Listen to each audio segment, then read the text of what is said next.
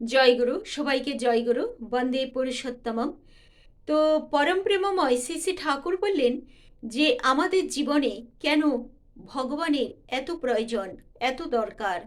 আসলে তিনি বললেন এটাই যে আমাদের ঊর্ধ্বে যদি কোনো জীবন্ত আদর্শের প্রতি আমাদের টান না থাকে, টান না গজায়, তাহলে কিন্তু আমাদের কোনো পরিবর্তন হবে না, পরিবর্তন আসবে না। অর্থাৎ আমি যেমন, তার চেয়ে বেশি গুণাবলী সম্পন্ন, ঐশ্বর্য সম্পন্ন কোনো ঐশ্বর্য মানে এখানে কিন্তু ধন দৌলত ঐশ্বর্যের কথা বলা হচ্ছে না। এখানে ঐশ্বর্য মানে তার সৎ গুণাবলী ঐশ্বর্যের কথা বলা হচ্ছে। সেই রকম কোনো আদর্শের প্রতি আমার যদি টান না থাকে, ভালোবাসা না থাকে, তাহলে কিন্তু আমার কিন্তু পরিবর্তন আসবে না, বিবর্তন আসবে না। আমি যেমন ছিলাম আমি তেমনই রয়ে যাব। আমার কোনো পরিবর্ধন হবে না। তিনি উদাহরণ দিলেন যে ধরো লোহাকে যদি পরিবর্তন করতে হয়, তাহলে কি করতে হবে? তার মধ্যে তাপ সৃষ্টি করতে হবে। লোহার মধ্যে তাপ সৃষ্টি ততটাই করতে হবে যতটা তাপ সৃষ্টি করলে সেই লোহাটা থেকে কোনো কিছু গড়া যায়।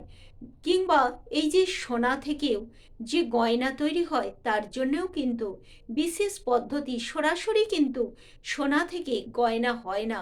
তাকে এক বিশেষ পদ্ধতিতে তাপ দিয়ে, তাপ সৃষ্টি করে তবে কিন্তু গয়না করাতে হয়। সেই রকমই মানুষের জীবনে পরিবর্তনের জন্য তপস্যার দরকার, ততখানি তাপের দরকার। তাপ মানে তপস্যা। ওই যে লোহাকে তাপ দিয়ে জিনিস তৈরি হচ্ছে, কাঠারি, কুড়োল, বঁটি, যাই তৈরি করি না কেন, ঠিক একইভাবে যদি মানুষের জীবনটাকে সুন্দর পরিবর্তন করতে হয়, তাহলে তারও তাপ দরকার। আর এই তাপ হলো তপস্যার তাপ। এই তপস্যা কাকে করব? যিনি, সেই যাকে তপস্যা করলে আমরা সর্বদিকে বিকশিত হয়ে উঠতে পারবো, আমার পরিবর্তন আসবে। তিনি বললেন যে নইলে এমন, সেই আমি যেমন ছিলাম তেমনই রয়ে গেলাম, আমার কোনো পরিবর্তন হলো না, আমার কোনো পরিবর্ধন হলো না। আমরা তো ঊর্ধ্বে উঠতে চাই। আমার কাম, ক্রোধ, লোভ, মোহ, মদ, মাৎসর্য, এগুলি যতক্ষণ না সুতে পর্যবসিত হচ্ছে, আমি ক্রোধ ত্যাগ করতে পারছি না, কাম ত্যাগ করতে পারছি না। কিন্তু এগুলোই, ক্রোধ যদি করি অন্যায়, যদি আমার গুরুর প্রতি কেউ কোনো রূঢ় কথা বলে, তখন যদি আমি রেগে যাই, সেটা কিন্তু মঙ্গল পশ্রু। বা আমার বাবা মার নামে কেউ কিছু বলল, তখন আমি রেগে যাচ্ছি, সেটা কিন্তু ভালো, মঙ্গলজনক। কিন্তু হঠাৎ হঠাৎ কেউ যদি রেগে যায়, ক্রোধ করে, বা কেউ যদি উল্টোপাল্টা কোনো জিনিসের প্রতি কামনা, যেটা হয়তো তার পাওয়ার কোথায় নয়, সেটার প্রতি সে লোভবশত কামনা নিয়ে সে ভেবে আছে ওটা আমাকে পেতেই হবে, এগুলো কিন্তু ক্ষতিকর। আর কামনা থাকবে কিসের প্রতি? যেটা আমাদের সত্তাকে বিকশিত করে, যেটা আমাকে আরো আরো ঊর্ধ্বে তুলে দিতে পারে। আমরা যদি সেই রকম কামনা করি, মানুষের মঙ্গল করব, ভালো করব, মানুষের সাথে সুব্যবহার করব, এই যে মনের ভিতরে কামনা, এই কামনা কিন্তু আমার পরিবর্তন আনে, ভালো পরিবর্তন আনে, সুপরিবর্তন আনে। সেই তাহলে কুপরিবর্তন আর সুপরিবর্তন, মানুষ তো এটাই চায় আমার ভালো ভালো হোক। যতক্ষণ না আমি আমার ক্রোধকে কন্ট্রোল করতে পারবো, আমার কামকে কন্ট্রোল করতে পারবো, ততক্ষণ কিন্তু আমার মধ্যে তাপ সৃষ্টি হয়নি, আমার মধ্যে ভালো কিছু সঞ্চারিত হয়নি।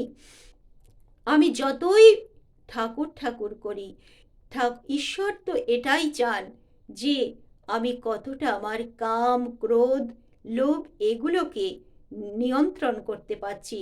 শ্রী ঠাকুর বললেন, তুমি প্রকৃত নাম ধ্যান পরায়ণ হয়ে উঠেছ কিনা, নাম করছো কিনা, তার এগুলোই কিন্তু প্রমাণ যে তুমি নিজেকে কতটা কন্ট্রোল করতে পারছো। যথা সময়ে নিজেকে যদি কন্ট্রোল করতে না পারো, সেই কাম থেকে, ক্রোধ থেকে বেরিয়ে আসতে না পারো, তাহলে কিন্তু তোমার কিছুই তপস্যা হয়নি। তুমি যেখানে ছিলে সেখানেই রয়ে গেছো। এইটাই হচ্ছে তোমাকে নিজেকে নিজেই বুঝতে হবে যে তপস্যা যার সুন্দর হবে তার কিন্তু জীবনে রূপান্তর হবেই হবে, জীবনে পরিবর্তন আসবেই আসবে, সুন্দর হবে তার জীবন। তাই আমাদের প্রত্যেকের উচিত যে কিভাবে, আর এর জন্যে কিন্তু খাদ্যখানা অবশ্যই ঠিক করতে হবে। খাদ্যখানা ঠিক না করলে কখনো কিন্তু সেই সাত্বিক খাওয়া দাওয়া না করলে কিন্তু সেই ক্রোধ কামকে কখনো কন্ট্রোলে আনা যায় না, যেতে পারে না। তাই তো শ্রীকৃষ্ণ গীতায় বলেছেন সাত্বিক আহারের কথা। আর তবে রাজস্বিক আহারেরও প্রয়োজন আছে। যারা প্রচুর পরিমাণে পরিশ্রম করে তাদের কিন্তু রাজস্বিক খাবারের দরকার। আর তামসিক খাবার আমাকে অন্ধকারে আচ্ছন্ন করে দেয়, আমার জীবনটাকে সেই অন্য মানে আলস্য, জড়তা এইসব এনে দেয় আমার জীবনে। কিন্তু আমরা সব কিছু নিয়ে প্রভুর দিকে তো এগিয়ে যেতে চাই, তাই না?